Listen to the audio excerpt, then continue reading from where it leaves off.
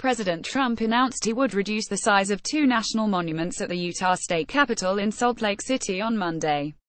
Tom Brenner, The New York Times. Salt Lake City. President Donald Trump sharply reduced the size of two national monuments in Utah on Monday by some 2 million acres, the largest rollback of federal land protection in the nation's history.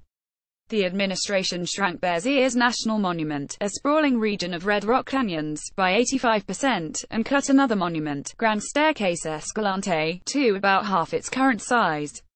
The move, a reversal of protections put in place by Democratic predecessors, comes as the administration pushes for fewer restrictions and more development on public lands. The decision to reduce Bears Ears is expected to trigger a legal battle that could alter the course of American land conservation, putting dozens of other monuments at risk and possibly opening millions of preserved public acres to oil and gas extraction, mining, logging and other commercial activities. Some people think that the natural resources of Utah should be controlled by a small handful of very distant bureaucrats located in Washington, Mr. Trump said, speaking at Utah's state capitol beneath a painting of Mormon pioneers. And guess what? They're wrong.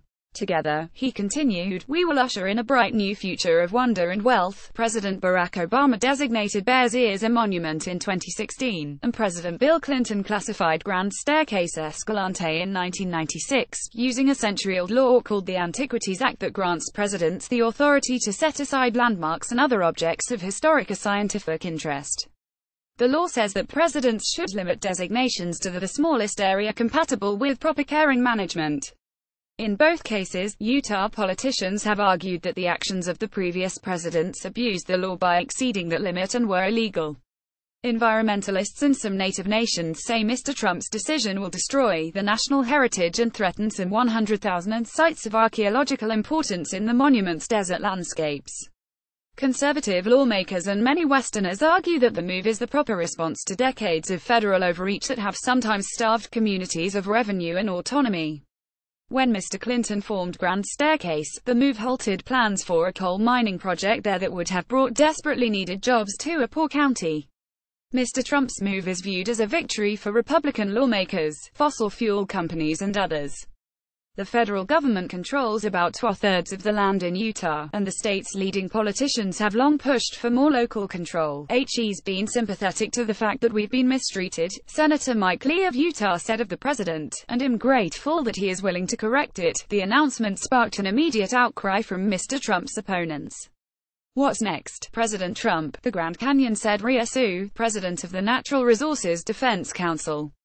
In April, Mr. Trump ordered the Secretary of the Interior, Ryan Zinke, to review 27 national monuments created since 1996, a process he said would end another egregious use of government power.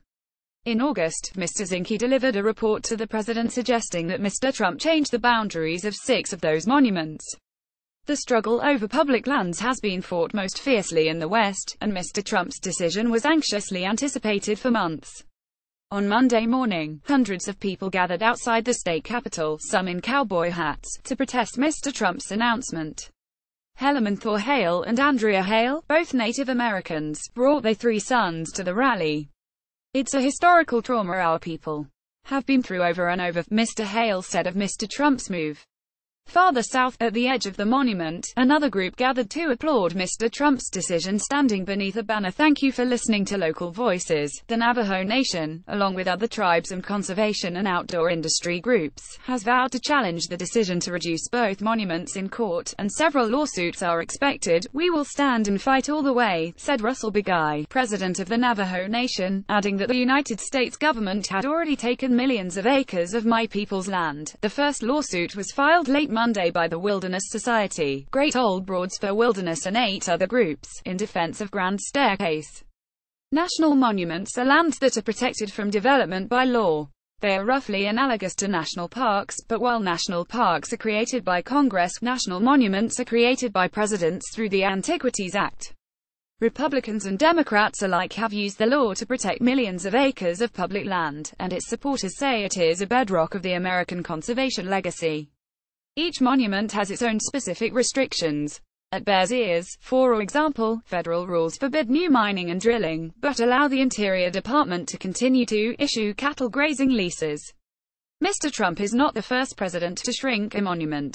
Woodrow Wilson reduced Mount Olympus by half. Franklin Roosevelt cut the Grand Canyon Monument at the behest of ranches. Both are now national parks. But the courts have never ruled on whether a president actually has the power to make these changes. The coming legal battle will probably have far-reaching implications.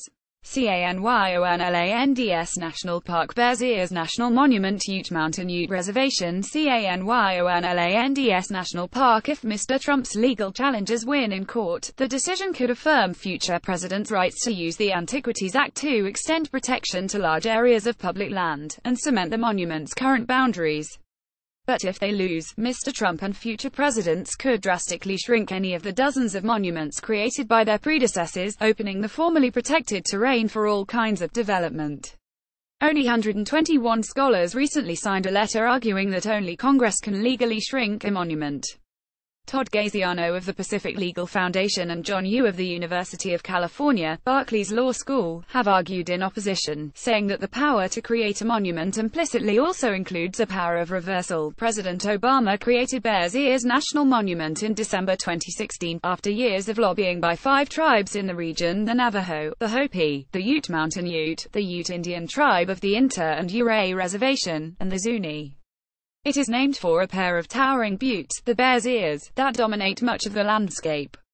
Mr. Obama set the boundaries to include 1.35 million acres, a size his supporters said was needed to protect some 100,000 objects of archaeological significance, including grave sites, ceremonial grounds, ancient cliff dwellings, as well as their surrounding ecosystem. Mr. Trump's proclamation shrinks Bears Ears to just over 200,000 acres, and it reflects a more narrow view of the Antiquities Act.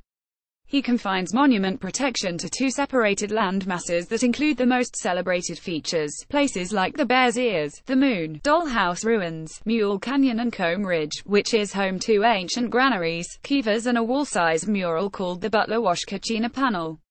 In a proclamation explaining his decision, Mr. Trump said that some of the places in the original monument are not unique to the monument or are not of significant scientific or historic interest. Others, he notes, are already protected in other ways.